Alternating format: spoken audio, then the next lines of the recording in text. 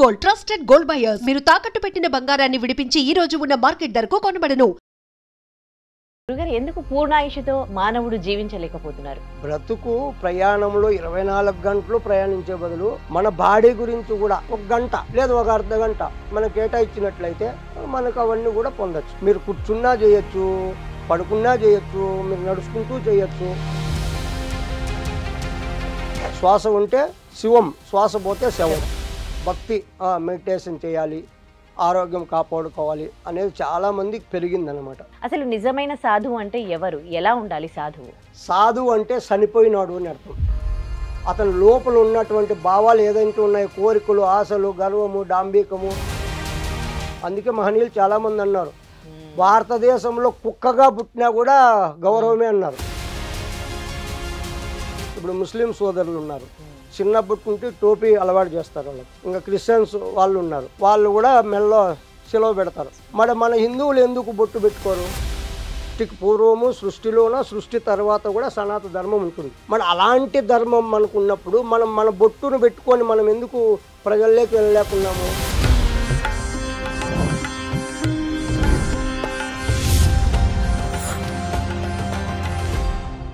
ఐడ్రీమ్ ప్రేక్షకులకు నమస్కారం. దైవానుగ్రహం కార్యక్రమానికి స్వాగతం. మానవుడి ఆయుష్ ఒకప్పుడు 150 సంవత్సరాలకు పైగా ఉండేదన్నమాట. కానీ ఇప్పుడు 150 కాదు, కనీసం 100 సంవత్సరాలు కూడా బతకలేకపోతున్నాడు. ఎందుకు అడిగి తెలుసుకుందాం. మనతో పాటు స్వామి యోగానంద శిష్యులు స్వామి రమణానంద భారతి గారు ఉన్నారు. ఆయనతో మాట్లాడదాం. నమస్తే అండి. నమస్తే అమ్మా. గురుగారు, ఎందుకు పూర్ణాయుషుతో మానవుడు జీవించలేకపోతున్నారు? ఎందుకు మెల్లిమెల్లిగా ఆయుష్ అనేది తగ్గిపోతుంది? ఇప్పుడు కనీసం 80 సంవత్సరాలు కూడా బతకలేకపోతూ ఉన్నారు. ఎందుకు? మంచి ప్రశ్న వేశారమ్మా. ఇప్పుడు ఇది అందరికి కూడా చాలా అవసరము. ముందుగా గురు శ్లోకంతో మనం ప్రారంభించి వీడియోలోకి వెళ్దాం. నారాయణ సమారంభాం వ్యాస శంకర మధ్యమాం అస్మదాచార్య పర్యంతం మమ గురు యోగానంద భారతి వందే గురు పరం పరం. ఎందరో మహానుభావులు అందరికీ వందనములు.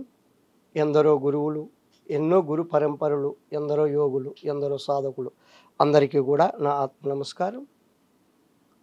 ఇప్పుడు మనం మానవుడు పూర్ణాయుస్తో ఎందుకు జీవించలేకపోతున్నాడు అనే ప్రశ్న మీద మాట్లాడుకుందాం. ఆ సద్గురువు ఏం పలికిస్తాడో దాన్నే మనము అందరం కూడా విందాము. ఇప్పుడు ప్రతి ఒక్క ఆరోగ్యంగా ఉన్నటువంటి స్త్రీ కావచ్చు, పురుషుడు కావచ్చు, ఇక్కడ లింగభేదం అనేది ఉండదు. ప్రతి ఒక్కరికి 21,600 ఉచ్ఛ్వాస నిశ్వాసాలు జరుగుతున్నాయన్నమాట. అది మన ప్రమేయం లేకుండా జరుగుతున్నాయి. అలా జరిగితే ప్రతి ఒక్కరికి కూడా 120 సంవత్సరాల ఆయుష్ అని మన పూర్వం ఋషులు దీన్ని కనుగొన్నారు. ఎలా దీన్ని వాళ్ళు కనుగొన్నారంటే, ఫస్ట్ అందరూ కూడా త్వరగా ఏదో ఒక కారణంగా చనిపోతున్నారు. దాన్ని వాళ్ళు పరిశీలనలోకి తీసుకొని పరిశోధించారు. ఫస్ట్ ప్రాణుల మీద పరిశోధించారు. కుక్కను తీసుకున్నారు. కుక్క నిమిషానికి వచ్చేసి 30-35 శ్వాసలు తీసుకుంటుంది. దాని నుంచి త్వరగా చనిపోతుంది అది.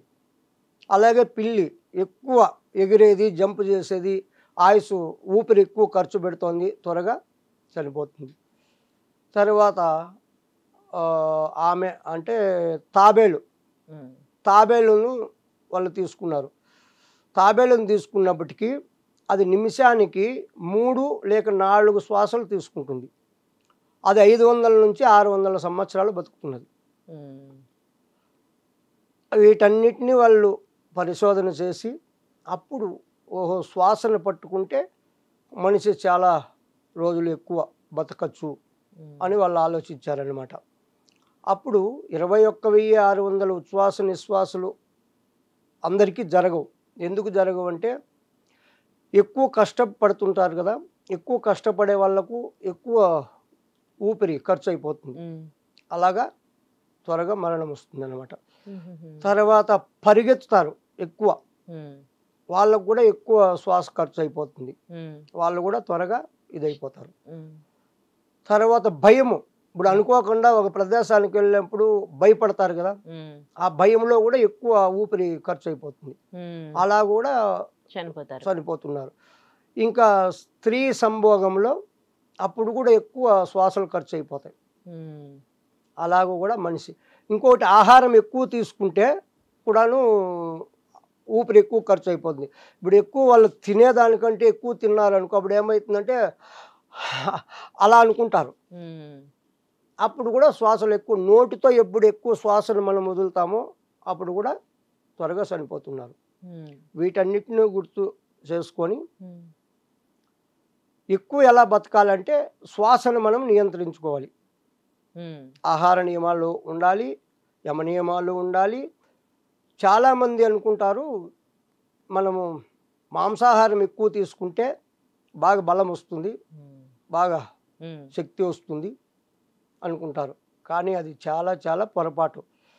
ఇప్పుడు మాంసం తిన్నటువంటి మనిషి అనారోగ్య సమస్యలతో హాస్పిటల్లో బెడ్ మీద పడుకుంటున్నాడు. అదే శాకాహారం ఆకులు ఇలాంటివి తినే మేకలు, ఈ గొర్రెలు ఇలా ఉన్నాయి కదా, బక్కగా ఉన్నా కూడా కొండలో హాయిగా ఎక్కుతున్నాయి ఆకులు తిని. మరి ఆకులు తినే అవి ఆరోగ్యంగా ఉన్నాయి, మాంసం తిని మనము బెడ్ మీద పడుకుంటున్నాం. మామూలుగా శాకాహార ఆహారం తీసుకుంటే ఏముంటుంది, 3 గంటలు సైన్స్ ప్రకారం 3 గంటలకు జీర్ణం కావాలి మన బాడీ లోపల. అదే మాంసాహారం తీసుకుంటే 25 ఒక రోజు అంటే 24 నిమిషాలు దాటి కూడా పొట్టలోనే ఉంటుందంట, అది జీర్ణం కాదు. అప్పుడు దాని నుంచి ఏమైపోతుంది, లోపల ఉన్నటువంటి మిశ్రమాలన్నీ కూడాను ఇబ్బంది పడిపోతాయి. దాన్ని రుబ్బాలి కదా, జీర్ణం కావాలంటే రుబ్బాలి, అది ఇబ్బందిగా ఉంటుంది. కానీ మనకేం తెలుస్తుంది, శరీరాన్ని పెంచేదే మనం ఆలోచించాము, కానీ ఈ బుద్ధిని వికసించేది అది నాశనం చేస్తుంది అనమాట. బుద్ధిశక్తిని కోల్పోతున్నారు. కాబట్టి ఎప్పుడైతే మనం శ్వాసను 21,600 శ్వాసలు జరిగేదాన్ని నిమిషానికి 15 జరుగుతాయి. ఆ 15 కంటే తక్కువ చేసుకోవాలి మనం. 15 శ్వాసల కంటే ఎవరైతే తగ్గించుకొని వాళ్ళు ఆ ప్రాణాయామం ద్వారా ఆహార నియమాలు పాటిస్తూ వాళ్ళు ఎవరైతే చేయగలుగుతారో వాళ్లకు ఎన్ని సంవత్సరాలైనా బతకచ్చు అని మన ఋషులు పూర్వమే నిరూపించారు. చాలా కాలం కూడా బతికారు కూడా వాళ్ళు. అంటే ఇప్పుడు ప్రాణాయామం నేర్చుకొని మనం కౌంట్ చేసుకుంటూ 15 టైమ్స్ అట్లా ప్రాక్టీస్ చేయాలంటారా? ఇప్పుడు నిమిషానికి 15 అన్నాం, 21,600 ఉచ్ఛ్వాస నిశ్వాసాలు 24 గంటలు అంటే నిమిషానికి 15 అంటే గంటకి ఎన్నాయా? 15 into 6 60 90 900. అలా అందరికీ జరగడం లేదు. అందుకే మనుషులు త్వరగా ఊపిరి ఎక్కువ ఖర్చు, మనం దినానికి ఎంత ఖర్చు పెట్టాలో అంతకంటే ఎక్కువ ఖర్చు పెడుతున్నాం. కాబట్టి అలా కూడా జనాలు ఆరోగ్యం కోల్పోతున్నారు, ఆయుష్ కూడా నశించిపోతుంది. ఇప్పుడు మనం ఈ ప్రాణాయామం ద్వారా ఇప్పుడు మనము శ్వాసను తీసుకొని ఆఫ్ చేస్తాం. ఓ 30 సెకండ్ ఆఫ్ చేసామనుకో, ఇప్పుడు ఒక్కసారి తీసుకుంటాము, 30 సెకండ్ హోల్డ్ చేసి మనము అలాగా సాధన చేస్తాం. అప్పుడు ఒకటే ఖర్చు అవుతుంది. అప్పుడు నిమిషానికి ఎన్ని అయితే 2 శ్వాసలే ఖర్చు అవుతాయి. అప్పుడు ఎన్ని మిగులుతాయి మనకు? 13 అంటే 13 శ్వాసలు మిగులుతాయి. మామూలుగా అయితే 15 ఖర్చు అవుతాయి. ఇప్పుడు మనం ఈ టెక్నిక్ లో ఉన్నప్పుడు మనకు 2 కదా ఖర్చు అవుతుంది, అప్పుడు మనకు స్టోర్ అవుతుంది కదా. అలా మనం ఎంత చేసుకోగలిగితే అంత మనకు స్టోర్ అవుతాయి, అప్పుడు ఆయుష్ వృద్ధి చెందుతుంది. దీంట్లో ఇంకొక విషయం, మనం ఎందుకు శ్వాసను కుంభకము అంటారు, దాన్ని తీసుకునేది పూరకము, ఆఫ్ చేసేది కుంభకము, వదిలేది రేసుకం. కుంభకంలో మనం ఎంతసేపు ఉంటాం అంతసేపు ఏమవుతుందంటే ఆ శ్వాస అనేది లోపల శరీరానికి ఎక్కడెక్కడ మలినం ఉంటుందో, ఎక్కడెక్కడ బ్లాకేజ్ ఉంటుందో అదంతా కూడా శుద్ధి చేస్తుంది. శుద్ధీకరణ చేసినప్పుడు మన బాడీకి కొన్ని వేల సెల్స్ అంటారు కదా, జీవకణాలు ఉత్పత్తి అవుతూ చనిపోతూ ఉంటాయి. అవన్నీ కూడా మనం ఈ కుంభకం అనేది ఎప్పుడైతే మనం కుంభక సాధన చేస్తామో ఆ చనిపోయేటివి కూడా మళ్ళీ ఉత్తేజపడతాయి. ఉత్తేజపడినప్పుడు ఏమవుతుంది, అనారోగ్య సమస్యలు తగ్గుతాయి, ఆరోగ్యం బాగుంటుంది, ఆయుష్ కూడా వృద్ధి చెంది. ఎందుకంటే మనం ఖర్చు చేసేది తగ్గిస్తున్నాం కదా. ఇప్పుడు సహజంగా జరిగే శ్వాసను మనము ఆపుతున్నాం, ఆపినప్పుడు ఏమవుతుంది, మనకు ఆయుష్ పెరుగుతుంది, ఆయుష్తో పాటు ఆరోగ్యం కూడా బాగుంటుందన్నమాట. అలాంటి వాళ్ళకు ఇప్పుడు శరీర ధర్మము, శరీరము కర్మఫలంతో వస్తుందమ్మా. శరీరం నుంచి రోగాలు వస్తాయి, సంసారం నుంచి దుఃఖాలు వస్తాయి. కానీ మామూలు మనుషులకు రోగాలు ఎలా వస్తాయంటే భార్యలాగా వస్తాయి. సాధన చేసే వాళ్ళకు బంధువుల్లాగా వస్తాయి రోగాలు. అర్థమవుతుందా? మామూలు మనుషులకు ఎప్పుడు పక్కకే ఉంటాయి రోగాలు, బంధువుల్లో వీళ్ళకి వచ్చిపోతూ ఉంటారు అప్పుడప్పుడు. మామూలు మనుషులు భార్యలాగంటే ఒక్కసారి పెట్టుకుంటే వదలరు, ఇంకెప్పటికీ అలాగొస్తాయి. ఈ టెక్నిక్, ఈ ప్రాణాయామం, ఈ ఆహార నియమాలు పాటించేస్తే బంధువుల్లాగా వస్తాయి. బంధువులు ఎన్నాళ్ళు ఉంటారు, ఒక రోజు 2 రోజులు ఉంటే వెళ్ళిపోతారు, ఇబ్బంది పెట్టదు. అలా చేస్తూ పూర్వం ఋషులందరూ కూడా ఆ టెక్నిక్ చేసి వాళ్ళు కొన్నేళ్ళు కాదు చాలా ఏళ్ళు బతకగలిగారు. అంటే అప్పుడు జీవనశైలి వేరే ఉంటుండే కదా, అప్పుడు చేసే పనులు వేరు, వాళ్ళు తినే ఫుడ్ వేరు. కానీ ఇప్పుడు పొద్దున్న లేస్తే ఉరుకులు పరుగుల జీవితాలు, ఇప్పుడు వాళ్ళు చేసే పనులు, ఇప్పుడు నేను మీతో ఏ పని చేసామనేది కాదమ్మా ముఖ్యము, మన శ్వాసను నియంత్రించుకునేది మనకు తెలిసిందా లేదా. కరెక్టే. ఇప్పుడు నేను ఈ ప్రొఫెషన్ లో ఉన్నాను, మధ్యలో ఏదో దాంట్లో ఉండి కూడా అప్పుడప్పుడు మధ్యలో ప్రాక్టీస్ చేయొచ్చా, లేకపోతే దానికోసం ధ్యానం చేస్తూనే కూర్చొని? ఇప్పుడు మీరు దినానికి 24 గంటలు ఉన్నాయి కదా, 24 గంటలు 1 గంట తీసేయండి. ఇప్పుడు బ్రతుకు ప్రయాణంలో 24 గంటలు ప్రయాణించే బదులు మన బాడీ గురించి కూడా 1 గంట లేదు 1 అర్ధ గంట మనకు కేటాయించినట్లయితే మనకు అవన్నీ కూడా పొందొచ్చు. ప్రాణాయామం చేయాలంటే కేవలం ఎప్పుడు ఇట్లా కూర్చొని ప్రాణాయామం చేయాలా, లేకపోతే మామూలుగా మనం ఇప్పుడు ఇక్కడ ఇలా ఉన్నాము, మధ్యలో టైం దొరికినప్పుడు అప్పుడు బ్రీత్ కంట్రోల్ మీరు ఎప్పుడైనా బ్రీతింగ్ టెక్నిక్ తెలుసుకుంటే మీరు ఖాళీ పొట్టతో ఉండాలి. ఎప్పుడైనా ఆహారం తిని చేయకూడదు. ఆహారం తిన్న తర్వాత 3 గంటలు రిలీజ్ రెస్ట్ ఇవ్వాలి బాడీకి, తర్వాత చేయాలి. మీరు కూర్చున్నా చేయొచ్చు, పడుకున్నా చేయొచ్చు, మీరు నడుచుకుంటూ చేయొచ్చు. ఆ శ్వాస టెక్నిక్ తెలుసుకుంటే మీరు చేసుకునేది హోల్డ్ చేసుకుంటూ ఎలా వదలాలో ఎలా ఆపాలి అనేది తెలుసుకుంటే మీరు కూర్చొనే చేయాల్సిన పని లేదు. అలా కూడా మీరు కంట్రోల్ చేసుకోవచ్చు. కాకపోతే కూర్చుంటే ఒక ప్రదేశంలో అనేది ఉంటే ఒక ఏకాగ్రత వస్తుంది కదా, ఒక ఏకాగ్రత, దాని మీదే మనసు నిలబడుతుంది. ఇప్పుడు మనం వ్యవహారం చేస్తూ అంటే దీని మీద మన మనసు వెళ్ళిపోతుంది, అంత కరెక్ట్ గా ఉండదు. అయినా కూడా అది కూడా ఉపయోగపడుతుంది. ఇప్పుడు 2 కన్నులు లేకపోతే ఇబ్బంది, మెల్ల కన్ను ఉంటే ఏం పర్లేదు, అలాగా ఉపయోగపడుతుంది. పూర్తి ఉండాలంటే అలా కూర్చొని ఒక అర్ధ గంట అన్నా మనము దానికోసము మన శరీరం కోసము మనం ఉపయోగించుకున్నట్లయితే అది మనకు చాలా ఉపయోగపడుతుంది. మనం జీవితాన్ని ఇబ్బంది లేకుండా కూడా ముందుకు తీసుకెళ్తుంది. దాని నుంచి శ్వాస టెక్నిక్ తీసుకొని మనం బాగా సాధన చేసినట్లయితే ఇంకా మనకు అన్ని కూడా శ్వాస ఉంటే వస్తాయి, ఆరోగ్యంగా ఉంటాము. ఇప్పుడు శ్వాస ఉంటే శవం, శ్వాస పోతే శ్వాస ఉంటే శివం, శ్వాస పోతే శవం కదా. మరి మనం ఏది పట్టుకోవాలి, శ్వాసను పట్టుకోవాలి. శ్వాసను పట్టుకుంటే అన్నీ వస్తాయి. శ్వాస విషయం తెలుసుకోకుండా మనము ఏం చేసినా కూడా అంత రిజల్ట్ రాదు. ఊరికే చేస్తున్నాం, అది ఒక భక్తి. అటు ఇటు వెళ్ళి వాళ్ళతో మాట్లాడి కర్మలు తెచ్చుకోకుండా ఏదో ఉన్నసాటు కూర్చొని అది కరెక్ట్గానే కొంచెం వరకు ఉంటుంది. శ్వాసను మనము కంట్రోల్ చేసుకొని మనం చేసినట్లయితే 100% మనకు రిజల్ట్ వస్తుంది. ఇంకా అన్నీ కూడా శ్వాస నుండి మనకు అన్ని ఉపయోగాలు ఉంటాయి. శ్వాసకు మించింది ఇంక ఏది లేదు. దాన్ని పట్టుకొని మనం ముందుకు వెళ్ళామనుకో మనకి ఇంకా ఈ శ్వాస ఇందులో ఉందమ్మా రహస్యము. నిమిషానికి 15 జరిగే శ్వాసలను ఎవరైతే తగ్గించుకుంటూ 2, 3, 4, 5 నడిపే శక్తి వాళ్ళకి వచ్చిందనుకో, ఆరోగ్యమే కాదు ఆయుషే కాదు అష్టసిద్ధులు అన్నారు. అలా మహనీయులు చాలా మంది గతంలో అలా చేసే. ఇప్పుడు మనకు రీసెంట్గా చెప్పాలి 200 సంవత్సరాలు అయింటుందేమో, త్రిలింగ స్వామి అని తెలుసు కదా, పేరు వినింటారు. త్రిలింగ స్వామి 280 సంవత్సరాలు బతికాడు ఆయన. 280 సంవత్సరాలు. మన తెలుగు అతనే. మన తెలుగుదేశానికి ముందు పేరు ఏదమ్మా? మన తెలుగుదేశానికి ముందు పేరు ఏది? త్రిలింగ దేశం. త్రిలింగ దేశమా? అదే పేరే ఆయనకు పెట్టారు. ఆయన మంచి మహాయోగి. 280 సంవత్సరాలు బతికాడు. అతను బట్టలు లేకుండా తిరిగేవాడంట. పేపర్లో చూసినట్టు బట్టలు లేకుండా తిరిగేవాడు. అప్పుడు జనాలకు ఇబ్బంది అయిపోయి అతన్ని పోలీస్ స్టేషన్లో పెట్టారు.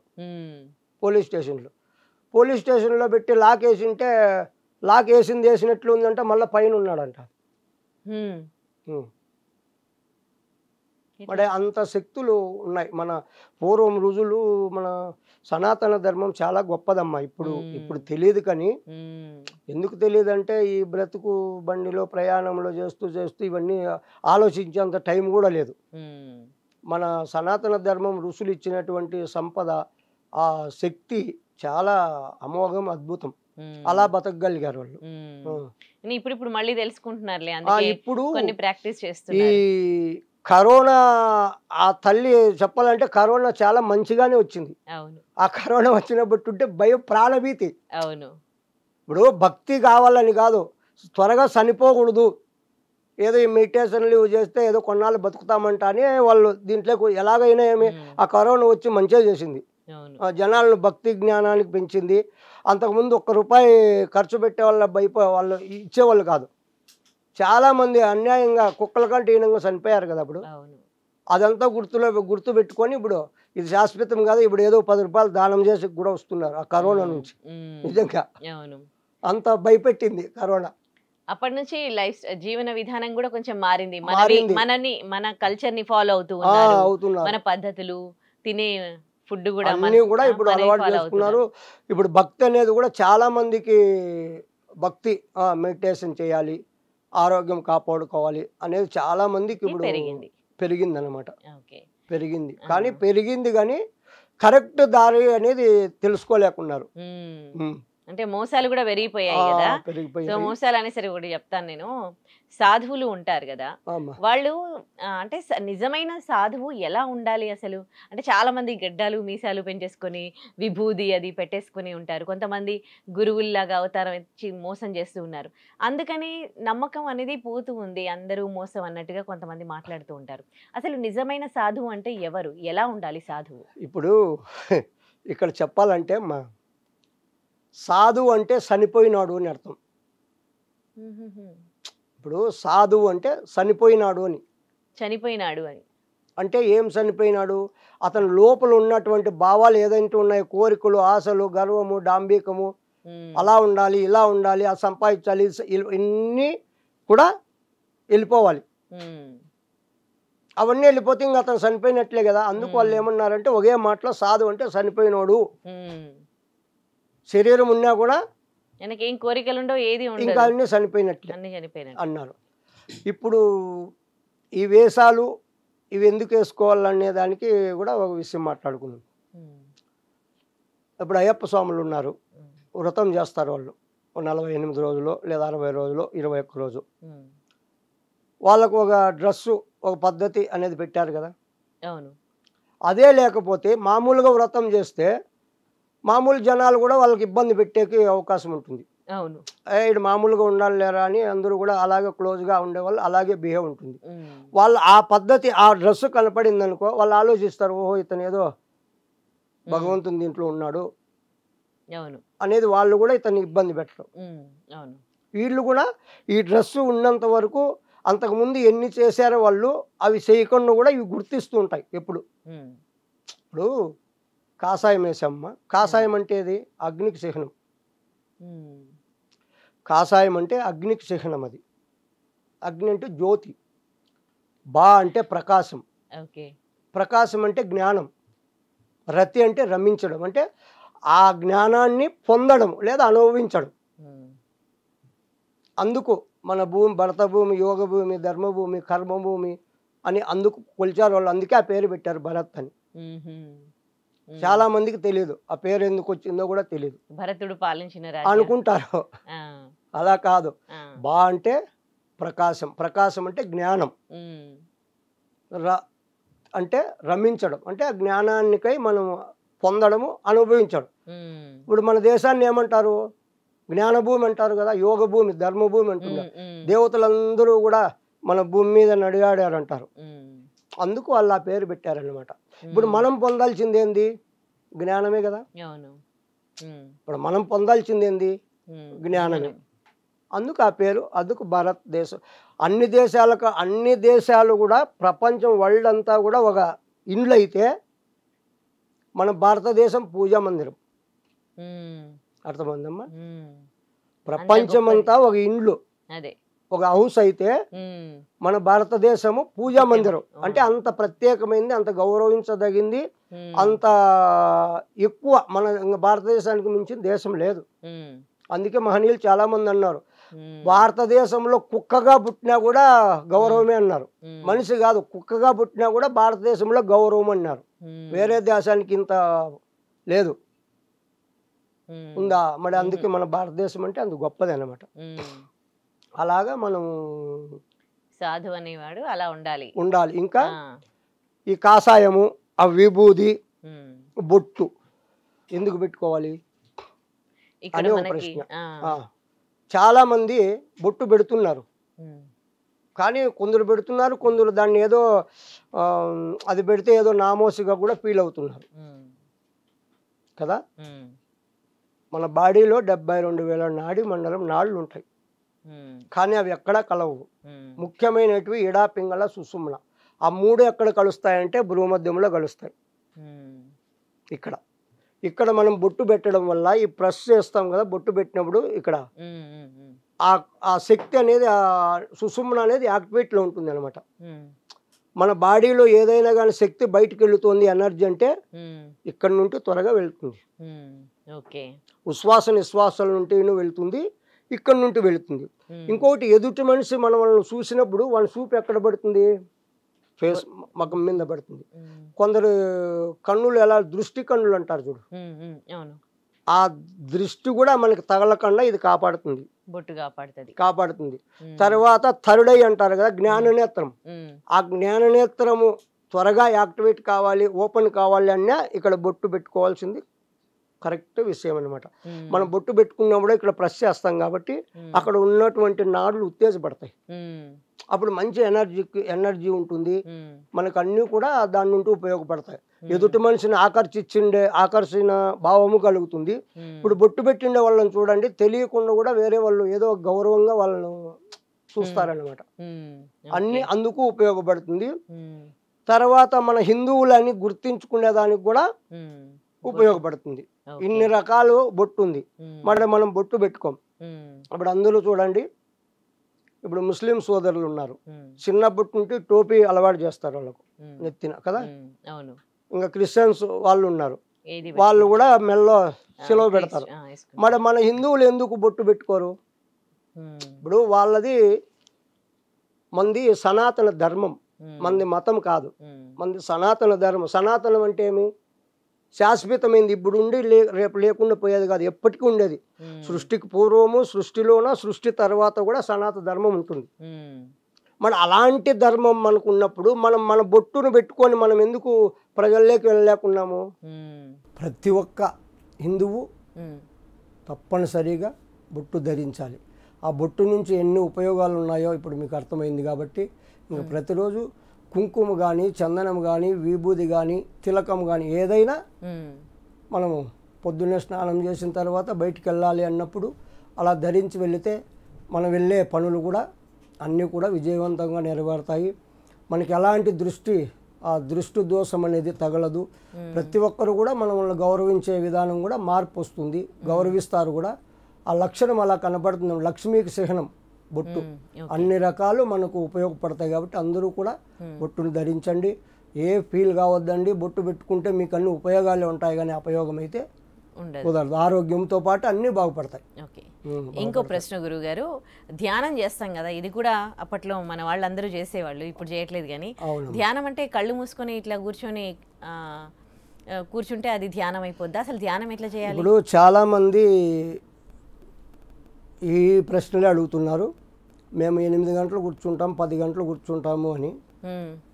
అప్పుడు మీరు ఎలా కూర్చుంటున్నారు అంటే, కన్నులు మూసుకొని కూర్చొనేస్తే ధ్యానం అయిపోతుందా? కాదు. మీరేం చేస్తున్నారు? శరీరము బయట తిరిగేదాన్ని కూర్చోబెడుతున్నారు అంతే. లోపల తిరిగేటివి తిరుగుతూనే ఉంటాయి, ఆలోచనలు వస్తూనే ఉంటాయి ధ్యానం చేస్తూ ఉంటే.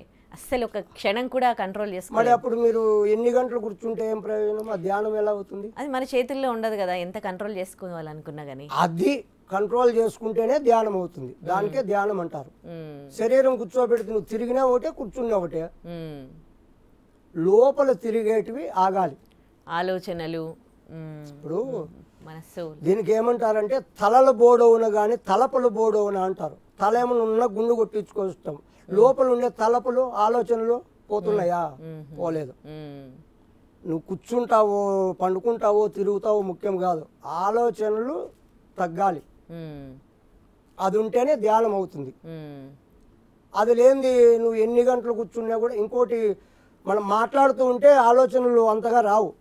ఒక్కసారి కళ్ళు మూసుకొని కూర్చోమడే, చిన్న బుట్టుంటే ఉండేటివి, ఎవరైనా నిన్ను తిట్టిండేటివి, వాళ్ళను నువ్వు తిట్టిండేటివి, చేసిండే అప్పులు, ఇంకోటి అన్నీ మంచిగా వస్తాయి.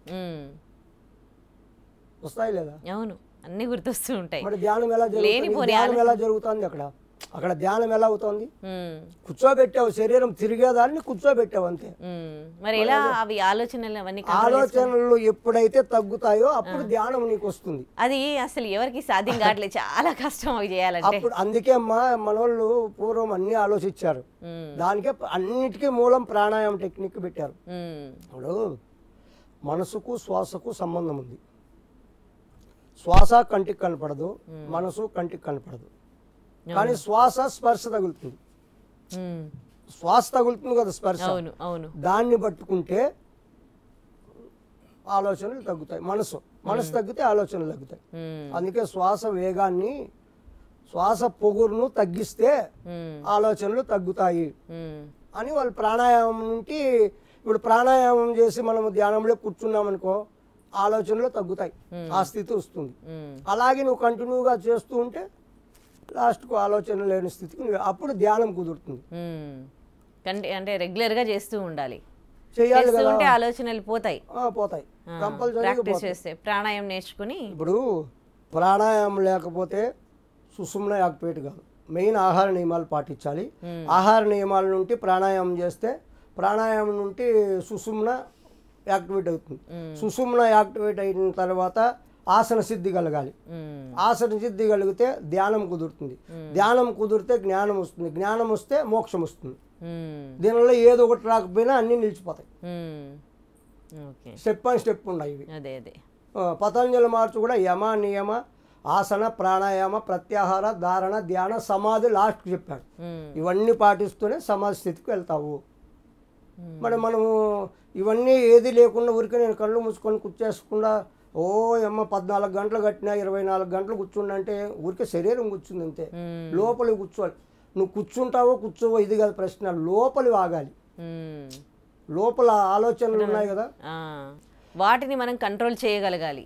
కుక్క వంటి మనసు కూర్చుండనివ్వదు, తిక్కబట్టినట్లు తిప్పుచుండు, కుక్కను చంపితే సక్కని మనసురా అన్నాడు. మనసే అన్నిటికీ మూలం.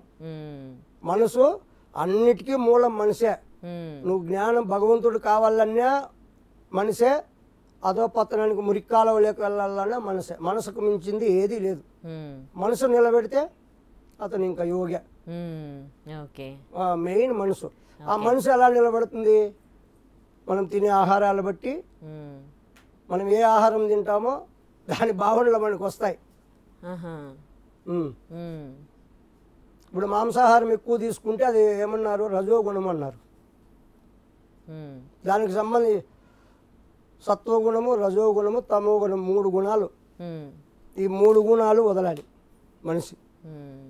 ఇప్పుడు మీకు ఇంకా ఉదాహరణకు చెప్పాలంటే, ఇప్పుడు రావణ బ్రహ్మ, విభీషణుడు 6 నెలలు తిండ్రి 6 నిద్ర అతని పేరు మర్చిపోయాను. వాళ్ళు ముగ్గురు కుంభకర్ణుడు. కుంభకర్ణుడు, రావణ బ్రహ్మ, విభీషణుడు ముగ్గురు కూడా రాక్షస వంశమే కదా. మరి ముగ్గురు రాక్షసులైనా కూడా విభీషణుడు శ్రీరామునికి ఆప్తమిత్రుడు అయ్యాడు లేదా? మరి వాళ్ళిద్దరు ఎందుకు కాలా? రజోగుణానికి చిహ్నము రావణ బ్రహ్మ. అహం, నేను చక్రవర్తిని, నాకు అన్నీ తెలుసు, నన్ను మించినోడు ఎవడు లేడు అనే భావన ఆ ఆహారంలో వస్తుంది మాంసాహారం తింటే. ఇంకా సద్ది బద్ది ఎలా పడితే ఏమైనా కడుపు నిండాలి అని తింటే అతను లాగుంటాడు. 6 నెలలు నిద్ర 6 నెలలు తిండి కుంభకర్ణుడు. ఏం ప్రయోజనం లేదు. ఈ సత్వగుణము సాత్విక ఆహారము మంచి భక్తి భావన ఉండే అతను విభీషణుడు అయ్యాడు. అతనికి శత్రువులైనా కూడా అతన్ని ఆదరించాడు శ్రీరామచంద్రమూర్తి. అలా గుణాలు ఉంటాయి. మనం తినే ఆహారం బట్టి కూడా మనలో మార్పులు వస్తాయి, అనారోగ్య సమస్యలు వస్తాయి, ఆయుష్ కూడా కోల్పోతాం. రైట్, అలా ఉంటుంది. అందుకే ప్రాణాయామము ఫస్ట్ ఆహార నియమాలు పాటిస్తూ ప్రాణాయామం డైలీ ప్రాణాయామం సాధన చేసిన వాళ్ళకు ఆయుష్ పెరుగుతుంది, అనారోగ్య సమస్యలు ఉండవు, అన్నీ కూడా వస్తాయి. శరీరానికి ఎప్పుడూ రేచక పూరక కుంభకం అంటే తీసుకునే శ్వాసను పూరకం అంటారు, ఆపు చేసేది కుంభకం అంటారు, వదిలేది రేచకం అంటారు. ఇది నిత్యము ప్రాక్టీస్ చేసే వాళ్ళకు శరీరం నుంచి ముసలితనం వస్తుంది, కానీ త్వరగా రాదు. ఓకే, అదే వాళ్ళకు సంవత్సరాలు పైబడినా కూడా ముసలితనం అనేది కనిపించకుండా ఉంటుంది అనమాట. ఆ సాధన వల్ల ముసలితనం వస్తుంది, రాకుండా సృష్టి ధర్మం అది. వస్తుంది. ఎప్పుడు చిన్న పిల్లోనిలాగా ఉంటాడా ఉన్నాడా, అలా పాటించే వాళ్ళకు యవనంగా కనిపిస్తాడు అనమాట కొన్ని నాళ్ళ వరకు, త్వరగా ముసలివాడు కాకుండా. ఓకే గురుగారు, యోగ సాధన చేయాలంటే గుండె ఎన్నిసార్లు కొట్టుకోవాలి? ఇప్పుడు అందరికీ కూడా ఆరోగ్యంగా ఉన్నటువంటి వాళ్ళు ఎలా గుర్తించాలంటే నిమిషానికి 60 నుంచి 72 లేదా 100 వరకు హార్ట్ పనిచేస్తే అప్పుడు వాళ్ళు కరెక్ట్గా ఆరోగ్యంగా ఉంటారనమాట. 100 దాటిందనుకో అక్కడ ప్రాబ్లం ఉంటుంది. అప్పుడు డాక్టర్ దగ్గరికి వెళ్ళి వాళ్ళు సంప్రదించాలి. అలా కాకుండా 40 లోపల కొట్టుకుందనుకో వాళ్ళకు కూడా కరెక్ట్గా కాదు, వాళ్ళకు కూడా అనారోగ్యం నుంచి ఏదో ప్రాబ్లం ఉంటుంది గుండె నుంచి. అవన్నీ కూడా గుర్తించుకొని వాళ్ళు మనము మినిమంగా 60 నుంచి 100 లోపల ఉంటే సహజంగా ఆరోగ్యంగా బాగా గుండె ఇబ్బంది లేకుండా హార్ట్ అటాక్ ఇలాంటివి రాకుండా ఉంటారు. ఇంకొక విషయము, చాలామంది హఠయోగం అంటే ఏదో శ్వాసను బిగిచ్చేసేస్తే హఠయోగం అని అంటున్నారు. అది కరెక్ట్ కాదు. చాలామందికి ఇప్పుడు హఠయోగం గురించి తెలియాలి. హఠయోగం అంటే ఇంకా కొంతమంది హఠం బట్టి అంటే మొండిగా చేయాలి, పట్టుబట్టి చేయాలి, అదే హఠయోగమా అని అంటున్నారు. అది కూడా కరెక్ట్ కాదు. హఠయోగం అంటే హట్ అంటే పైన, యోగం అంటే కలియక. అర్థమైందమ్మా? ఇప్పుడు హట్ అంటే పైన అంటే ఇక్కడ పరమాత్మ ఉన్నాడు, జీవాత్మ కింద ఉన్నాడు అజ్ఞాన స్థితిలో. దీన్ని తీసుకెళ్ళి జీవాత్మని తీసుకెళ్ళి పరమాత్మలో కలపాలి. హట్ యోగం. హట్ అంటే పైన, యోగం అంటే కలియిక. వాళ్ళిద్దరినీ కలపాలి. ఇక్కడ జీవాత్మ వేరు కాదు, పరమాత్మ వేరు కాదు. జీవాత్మని తీసుకెళ్ళి పైన కలపాలి. ఇది హఠయోగం అన్నారు. దాన్ని తెలియక హఠం బట్టి ఏదో మొండిగా సాధించాలి, ఊపిరి బిగబట్టేస్తే హఠమా, హఠయోగమే కదా అంటున్నారు. అది కరెక్ట్ కాదు. హఠయోగం అంటే నిర్వచనం ఇది. కింద ఉన్నటువంటి జీవుణ్ణి పైకి తీసుకెళ్ళాలి, అది కలియిక చేయాలి, కలపాలి. దీన్ని హఠయోగం అన్నారు. ఇది విషయం. Okay, right. మరి గుండె పనితనం బాగా ఉండాలి అని అంటే దానికి కూడా ఈ ప్రాణాయామం. ఇప్పుడు ప్రతి ఒక్కదానికి ప్రాణాయామం అమ్మా. ప్రాణాయామం సాధన చేసి మీరు సాత్వికంగా అంటే పీకల వరకు తిని ఎక్కువ నిద్రపోయినా కూడా డేంజరే. అలా కాదు, ఎంత కావాలి. ఇప్పుడు ఒక్కొక్కరు ఒక్కొక్క పని చేస్తూ ఉంటారు ఈ శరీరాన్ని ఉపయోగించుకొని. వాళ్ళు చేసే పనికి ఎంత ఎనర్జీ కావాలి దాన్ని ఆలోచించి ఆహారం తీసుకోవాలి. ఇప్పుడు అందరూ ఒకేలా ఆహారం తీసుకోవాలన్నా కూడా కరెక్ట్ కాదు. ఇప్పుడు ఎక్కువ కష్టపడే వాళ్ళు, వాళ్ళకు ఎనర్జీ కావాలి, ఎంత కావాలో అంత తీసుకోవాలి. దానికి మించి తీసుకున్నా కూడా ఇబ్బంది. ఓకే. ఇప్పుడు ధ్యానము, ఇప్పుడు యోగులుగా ఉండాలి, వాళ్ళు ధ్యానం చేసుకోవాలి. ఏది అవసరం లేదన్నప్పుడు వాళ్ళకు ఎక్కువ ఆహారం ఎందుకు? వాళ్ళకి ఆహారం ఎక్కువ అవసరం లేదు. ప్రాణాయామ సాధనతోనే గాలితోనే వాళ్ళకు కొంత ఎనర్జీ వస్తుంది. కొద్దిగా తీసుకునే వాళ్ళు ఏదో ఒక గ్లాస్ పాలు, ఒక పండు తీసుకున్నా కూడా వాళ్ళు ఎనర్జీగా ఉండగలుగుతారు. ఎందుకంటే కష్టం లేదు కదా వాళ్ళకు, బరువు చేసే పని లేదు, హాయిగా ఊరికే ఉండేదే కదా. అలాంటి వాళ్ళకి అలా ఉంటుంది. ఇంకా ఇప్పుడు మిలిటరీలో ఉంటారు, మనందరినీ బార్డర్లో ఉంటారు మిలిటరీ, వాళ్ళందరూ కూడా బాగా తినాలి. ఎందుకంటే శక్తి ఉండాలి, అవతల మనిషి కొట్టే లోపల ఇవి కొట్టాలి, అలాంటి వాళ్ళు తినాలి. ఇప్పుడు క్షత్రియులు, రాజులు రాజ్యాన్ని వేలాలి, ప్రజలను కాపాడాలి, వాళ్ళు కూడా బాగా తినాలి, కోపము ఉద్రేకం ఉండాలి వాళ్ళకు. వ్యవసాయం చేసేవాళ్ళు తినాలి, ఇప్పుడు బిల్డింగ్ పనులు చేసేవాళ్ళు వాళ్ళు కూడా బాగా తిని బాగా చేయాలి. బాగా తినంటే మితంగా కాదు, అదే వాళ్ళు ఎక్కువ కష్టపడతారు కాబట్టి ఆ వాళ్ళకి ఎంత కష్టానికి ఎనర్జీ తగ్గట్టుగా తినాలి. తినాలి. శరీరం బట్టి తినాలి. అదే ఇప్పుడు వాళ్ళకే తెలుస్తుంది, వాళ్ళకు ఆయాసం, ఇప్పుడు నీరసం వచ్చింది అనుకో, ఇప్పుడు ఆరోగ్యానికి మనకు శరీరానికి నీరసం వచ్చింది, ఇంకొంత తిను, కరెక్ట్గా ఉందా తగ్గించు. ఇంకొకటి 3 రోజులు ఏమి ఆహారం తీసుకోకుండా పోతే సర్వ రోగాలు పోతాయి అంటుంది శాస్త్రం. కానీ 3 రోజులు చేయగలమా? ఉండగలిగితే నిమ్మరసం దాగి ఉంటారు అలాంటి వాళ్ళు. నిమ్మరసం పొద్దున్నే నిమ్మకాయ పిండుకొని ఒక చెంబు నీళ్లు, అంటే 1 లీటరు నీళ్ళలోకి 1 నిమ్మకాయ పిండుకొని పొద్దున్నే తాగారనుకో, ఇంకా ఆ రోజంతా ఆకలి కాదు. మొత్తం మంచినీళ్ళు కూడా తీసుకోవద్దా? ఇంకా అది తాగితే చాలు మీకు. ఇప్పుడు తింటేనే, ఇప్పుడు ఏదన్నా తింటేనే దప్పే అవుతుంది, తినకపోతే దాహం ఎలా అవుతుంది? అలా అంటారు. ఓకే, ఏం తినరు కాబట్టి దాహం కాదు. సో ఉదయాన్నే వాటర్ అప్పుడు ఏమైపోతుందంటే లోపల ఉన్నటువంటి కల్మసం ఏదేదో ఉంటుందో అదంతా కూడా శుద్ధి జరుగుతుంది లోపల. మిషన్లు మళ్ళీ బాగా పనిచేస్తాయి. అరిగిపోయి ఇప్పుడు మనం డైలీ మిక్స్ చేస్తే అరిగిపోతాయి లేదా మిషన్లు రాపిడి చేసి గ్యాప్ ఇస్తే ఇది కూడా అంతే. ఎప్పుడు 24 గంటలు జీవితం అంతా వేస్తూ ఉంటే అదేం చేస్తుంది లోపల చెప్తుందా? లోపల ఏం చేయాలి, అది కొన్నాళ్ళకి ఇబ్బంది అయిపోయి అన్నీ ఇదైపోతాయి, అన్నీ లోపల అరిగిపోతాయి. అందుకే మన వాళ్ళు ఇవన్నీ గమనించి ఏకాదశికి 1 రోజన్నా ఉపవాసం ఉండండి అన్నారు. అల్లన్న ఉంటే 1 రోజు ఉన్నా సంవత్సరం అంతా ఉపయోగపడతారు అని. 3 రోజులు కంటిన్యూగా ఉపవాసం ఉంటే ఎలాంటి రోగాలు లోపల ఉన్నా కూడా డాక్టర్ అవసరం లేదు. నిత్య నూతన యవ్వనం అంటారు, అలా వాళ్ళ బాడీ మళ్ళీ రికవర్ అయిపోతుంది. ఎన్ని డేస్కి ఒకసారి ఉండాలి, అంటే ఎన్ని నెలలకు ఒకసారి ఎట్లా? మీరు అలా కాదు, వారానికి 1 రోజు ఉపవాసం ఉంటే చాలు. వారానికి 1 రోజు మొత్తం ఏం తినకుండా నిమ్మకాయ రసం తాగి పొద్దున్నే అలా ఉండండి. మీరు అప్పుడు మీ బాడీ మీకే అర్థమైపోతుంది ఎలా ఉంటుంది అనేది. వారానికి 1 రోజు ఉంటే చాలు అలా కంటిన్యూగా. ఇంకా పూర్వం మన వాళ్ళు ఏం చేసేవాళ్ళు తెలుసా, నెలకు ఒక్కసారి బేదికి వేసుకునేవాళ్ళు, బేదికి ఇచ్చేవాళ్ళు అంట. అంటే బేది లూజ్ మోషన్, అప్పుడు లోపల ఉండేదంతా క్లీన్ అయిపోతుందని. ఇప్పుడు అవన్నీ ఎక్కడ చేస్తున్నారు? అలా చేసేవాళ్ళు, అప్పుడు ఆరోగ్యంగా ఉండేవాళ్ళు. స్నానం చేయాలంటే ఫస్ట్ ఏం చేసేవాళ్ళు, చెవుల్లోకి కొబ్బరి నూనె లేదా ఆముదం వేసుకొని స్నానం చేసేవాళ్ళు అంట, తలకంతా మర్దన చేసుకొని. నెలకు ఒక్కసారైనా నువ్వుల నూనె మర్దన చేసుకునేవాళ్ళు శరీరానికి, నువ్వుల నూనె మర్దన చేసుకునేవాళ్ళు శరీరానికి అప్పుడు వాళ్ళు. అందుకే శరీరం గట్టిగా కాంతిగా ఉండేది వాళ్ళకు. ఎంత కష్టపడినా ఇబ్బంది లేకుండా ఉండేది, నొప్పులు లేకుండా. నువ్వుల నూనెలో అంత ఇది ఉందన్నమాట, రోగ నిరోధక శక్తి. ఎలాంటి నొప్పులు ఉన్నా పోతాయి ఆ మర్దన చేసుకొని మనం స్నానం చేస్తే వేడి నీళ్ళతో. అలా చేసేవాళ్ళు పూర్వం. అందుకే వాళ్ళు ఎన్ని సంవత్సరాలైనా వాళ్ళు ఎలా బతకగలిగారు, బాగా యాక్టివ్గా పనులు చేసేవాళ్ళు. 90 ఏళ్ళు అయినా కూడా వాళ్ళ పనులు వాళ్ళు చేసుకునేవాళ్ళు. మరి ఇప్పుడు ఏది, ఇప్పుడు ఇవన్నీ కూడా మొరట అయిపోయాయి. ఇప్పుడు నూనె పెట్టాలన్నా ఇబ్బంది. అందుకే త్వరగా పట్టతలకాయ వచ్చేస్తుంది ఇప్పుడు నూనె పెట్టక జనాలకు. నూనె పెడితే ఏమవుతుందంటే ఎంటుకలు గాలికి అల్లాడవు. గాలికి ఎప్పుడైతే అల్లాడతాయో అప్పుడు ఈ కుదులు లూజ్ అయ్యి ఎంటుకలు ఊడిపోతాయి. అది తెలియలా.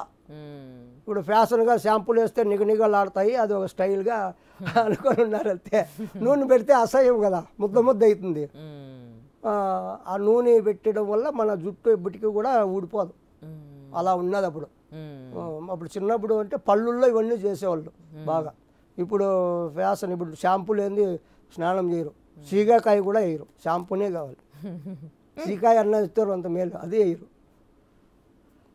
ఇలా ఉంటుంది. ఇంకా సాధువు, అప్పుడే అడిగారు ఒక ప్రశ్న, సాధువు బొట్టు ఎందుకు పెట్టుకోవాలి, రుద్రాక్షలు ఎందుకు వేయాలి, గడ్డం ఎందుకు పెట్టుకోవాలి, ఇవన్నీ అన్నారు. బాగుంది. ఇప్పుడు చాలామంది ఒక యోగి, ఒక సాధువు ఇలా ఉంటేనే కరెక్ట్ వాళ్ళ అభిప్రాయం. సాధువు అన్ని తర్వాత ఎర్రబట్టలు వేసుకోవాలి, రుద్రాక్షలు వేసుకోవాలి, గడ్డం ఉండాలి, జుట్టు ఉండాలి, ఇకారంగా ఉండాలి, కరెక్టే. మరి వాళ్ళు అనుకున్నట్లు వీళ్ళు ఉండాలంటే వీళ్ళకు బతకాలి, ఎలా ఉండాలని వీళ్ళ లైఫ్ స్టైల్ వీళ్ళకు వద్దా? సాధువు అయినంత మాత్రాన అన్నీ వదిలేసి ఉండాలని ఎక్కడనుందా? ఇప్పుడు మీరు అనుకున్నట్లే వీళ్ళు మారాలంటే పోనీ వీళ్ళు అనుకున్నట్లు మీరు మారతారా? అంటే మీరే అన్నారుగా సాధువు అంటే కోరిక లేకుండా, కోరికలు లేకుండా శరీరాన్ని ఎలా పడితే అలా చేసుకోమని, రోగాలు వస్తే వాళ్ళు మళ్ళీ ఆసుపత్రికి తీసుకెళ్తారా సాధువులను?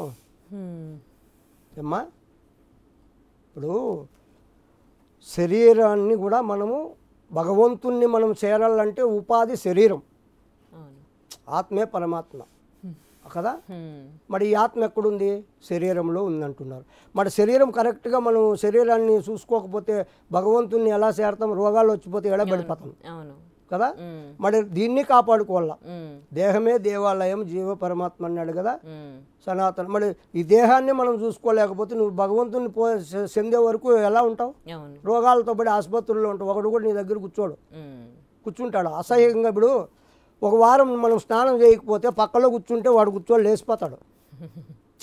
ఒక వారం ఒక రోజు అవునా లేదా? మరి ఎప్పుడు చూసినా ఈ ప్రజలు సాధు అంటే ఇలాగే ఉండాలి, ఎందుకు బాగుమూలుగా ఉండాలి, ఆ పుట్టకోసి పెట్టుకొని ఉండాలి కదా, చెట్టు కింద కూర్చోవాలి కదా అంటే అలాగే ఉందా? వాళ్ళకు స్వేచ్ఛ వద్దా? వాళ్ళు ఎలా ఉండాలి వాళ్ళకి తెలియదా? ఇది కాదు అడగాల్సింది. వాళ్ళ నుంచి సమాజానికి మంచి జరుగుతుందా చెడు జరుగుతుందా దాన్ని బట్టి ఆలోచించాలి ఎవరైనా. ఇప్పుడు సాధువు ఏమో మీరు చెప్పినట్లే ఉంటాడు, మరి సాధువు చెప్పినట్లు మీరు ఉంటారా? మరి ఎందుకు ఉండరు? ఆయన మీరు చెప్పినట్లయితే ఉండాలి, మీరేమో హాయిగా అన్నీ చేసుకొని ఉండాలి. ఇది ఎలా ఉంటుంది? ఇది కరెక్టేనా? మరి కాలమాన పరిస్థితులు బట్టి అన్నీ కూడా మార్పులు ఉన్నాయి. ఇప్పుడు అప్పుడు సమాజంలో పుట్టకోసి పెట్టుకొని తిరిగారు, ఇప్పుడు అలా పెట్టుకొని తిరుగు పిచ్చోడు అని చెప్పి ఎతకపోయి దీంట్లో పెడతారు, పిచ్చాసుపత్రిలో పెడతారు లేదా? ఇప్పుడు సమాజం అలా ఉంది. మరి దాన్ని బట్టి మారాలి, ప్రతి ఒక్కరూ మారాలి.